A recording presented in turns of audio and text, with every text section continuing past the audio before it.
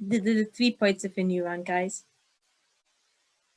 The 3 parts of a neuron consist of the dendrite, the cell body, and the axon terminal.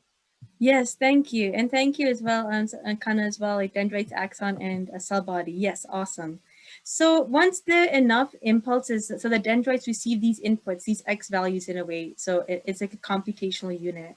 Once enough input comes inside the neuron, then what's happened is what's triggered is known as an action potential, where then it's an action potential is a sequentialing, opening and closing of ion channels along here, and then ultimately release of neurotransmitter binds to, to the dendrite of the next neuron, and the message keeps spreading. So this is just the basics, though, of how neurons signal with each other through electrical impulses known as an action potential. You saw the electrical impulse going along the neuron.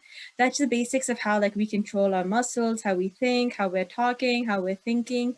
So neuroscience is so fascinating. So in reality, you guys had some good guesses, but we have about 86 billion neurons in our brain.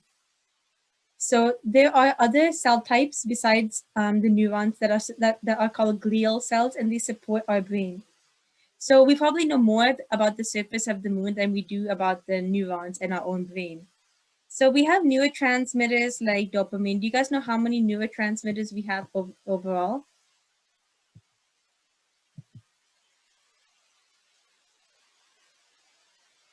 It was a good guess. So some people are guessing, but we have about 40 neurotransmitters. Does anybody know how many people we have on Earth? The total population? 7, 8 billion-ish. Yeah, we have like a really good guesses. So we have 7.5 billion, 7.8 billion, 7 billion. Yeah, so we have about as of a couple of years ago, we have like 7.6 billion. So maybe we have around 8 billion people. So if you can imagine, we have 86 billion neurons. So we have about 8 billion people on Earth.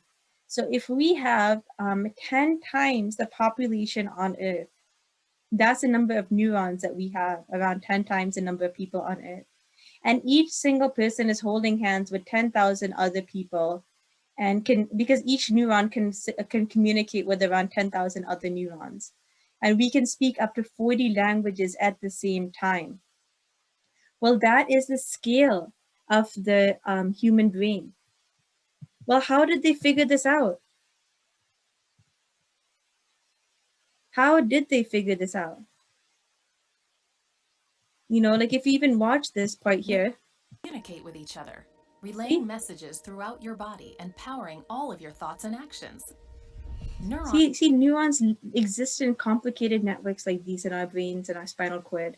Neurons talk to each other using both electrical and chemical signals.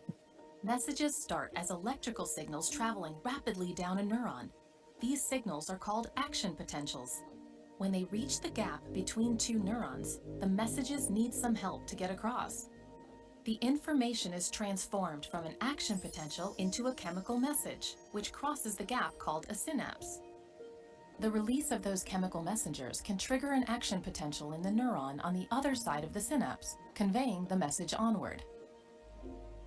Or it can quiet the message. Okay, so those are two things. So don't worry too much about the quieting, but I wanted you to see the neurons are,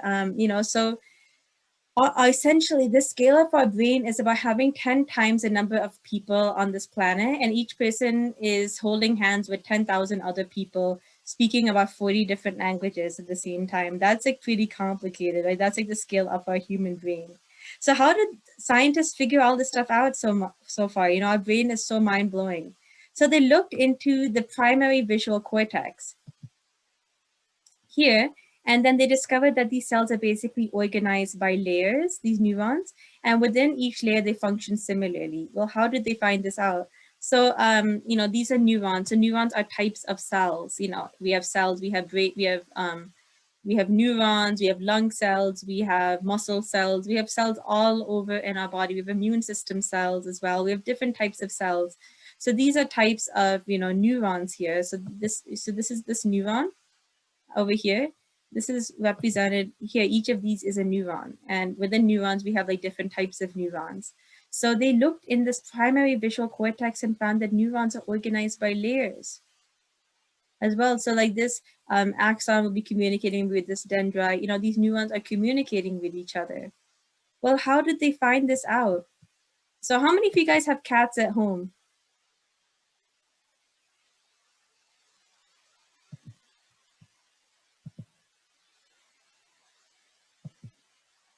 So, okay. So the idea is that they're using cats to do experiments. So the input is like a visual field, and the output is basically poking an electrode in the cat's brain and listening in to see if the neuron will fire or not. And a firing sound will be the firing of an action potential. So the neuron is firing and sending a signal. So so that's what they're trying to figure out, like what neurons in the cat's brain are responsible for what. So that's what they're trying to figure out in this experiment here, how networks of neurons work together.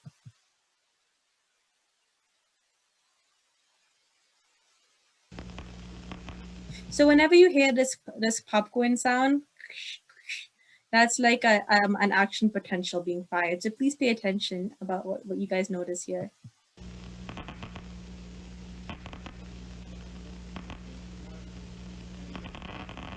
This is an electrode in the cat's brain.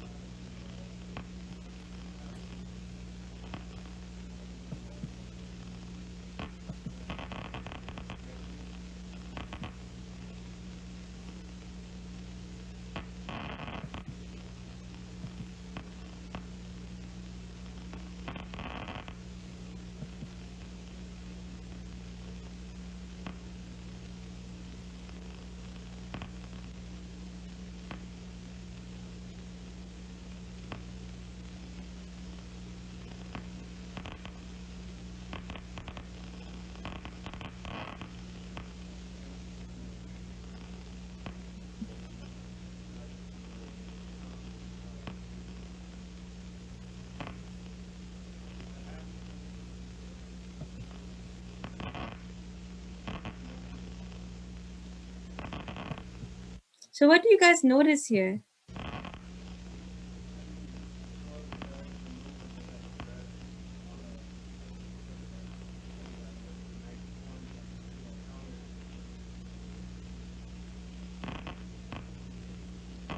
Okay, so one of you guys said it makes a sound when it passes over the markings, but which markings in particular did you guys notice? So which sound does it make the cackling noise?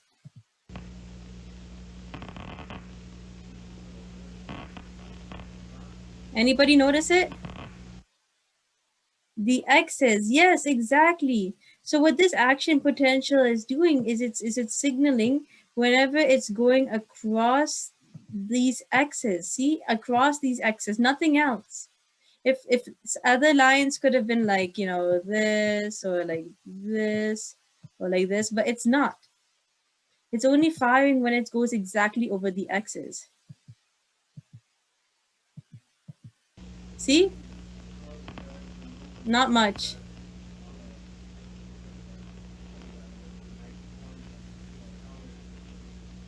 Only when it hits this.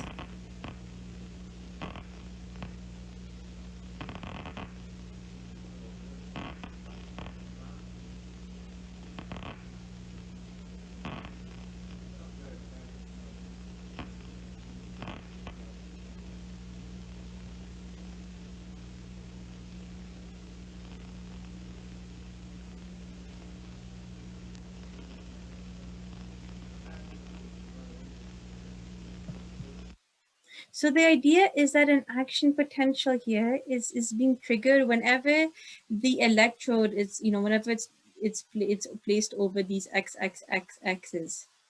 right? So these neurons are helping us maybe detect these X's in a photo, you know? And so this is like how we process our visual field. We may not process every single pixel, but you know, this is what neurons in the cat's brain are recognizing what. So some neurons were lighting up when they detect these X's. So that's sort of how, does any questions on that? So the action potential is being fired, and that's sort of how, for instance, you know, scientists figured out, okay, well, that's what is happening. That's what these neurons are doing. You know, they're trying to figure out what are certain neurons in the cat's brain responsible for. And that's a way that they're figuring it out by these experiments. So in the 1950s, what they came up with, as I mentioned yesterday, is this idea of neural networks. So they came up with the concept of artificial neural networks in the 1950s. So the analogy between biology and artificial neural networks is quite loose. So what we see is a neuron is a bunch of inputs.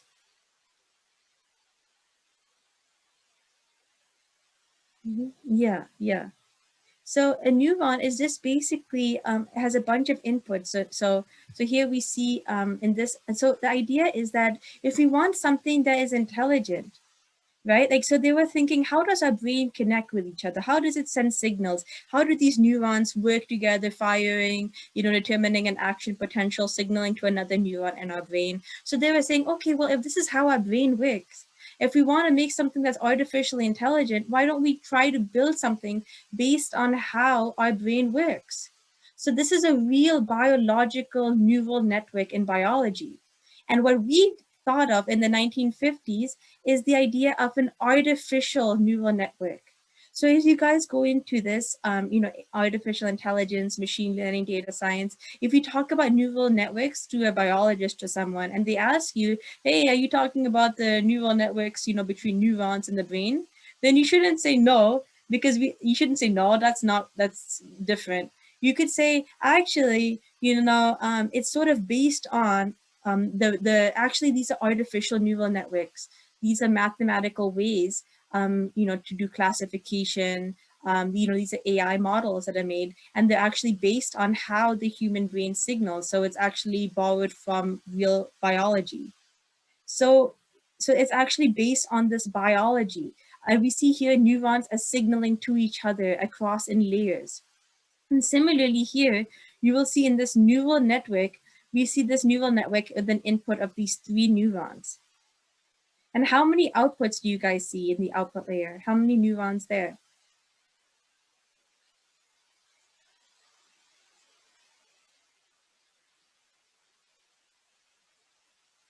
So we have 3 in the input layer. How many in the output layer? 2. There are 2 in the output layer. Yes, thank you guys. We have 2 neurons in the output layer. And I know this is not a complete analogy, but like in some ways, I just want you guys to see that like a neuron, oh wait, each one color. Let's see. Like a neuron could be like here, for instance, like this is a neuron, and this is like, then this is like also another neuron. Like these are all like neurons, right? Like that's the same idea of how neurons are signaling. I know it doesn't quite line up one, you know, but it's the same idea of neurons signaling to each other. So, and how many total layers do you see here? 4. 4.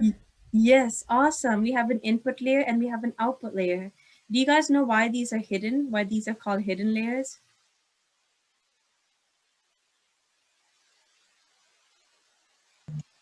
Are they like between the neurons, sort of? Yeah, so what we do, we know the input, right? We can see an input and we are observing an output, but we don't really see what's happening inside here. They're kind of hidden. They're not shown. Yeah.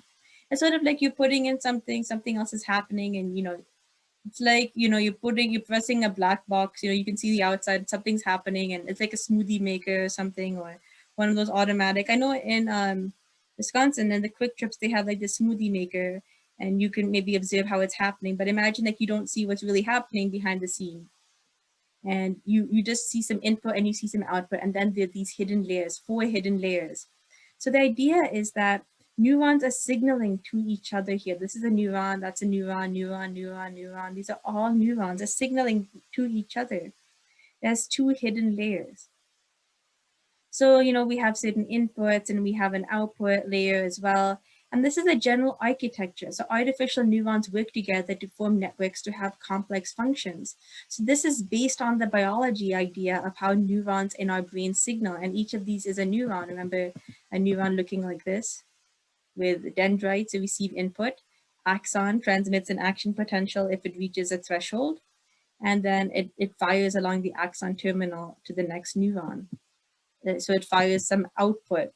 So neurons here, they are receiving input. This neuron receives input from all these 3 neurons, and then it sends output to these 5 different neurons here.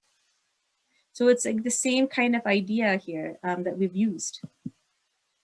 So I want to give you guys a little example.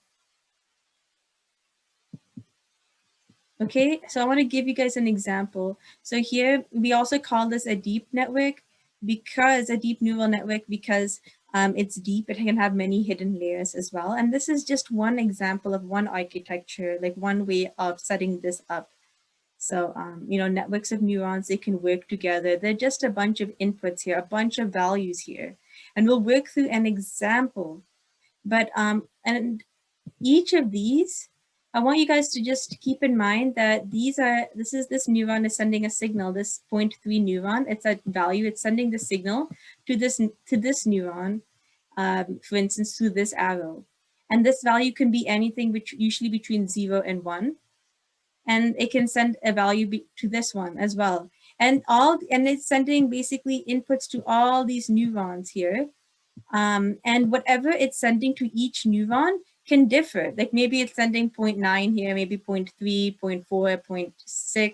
They all don't have to sum up to 1. But whatever it's sending to each neuron should be between 0 and 1 typically.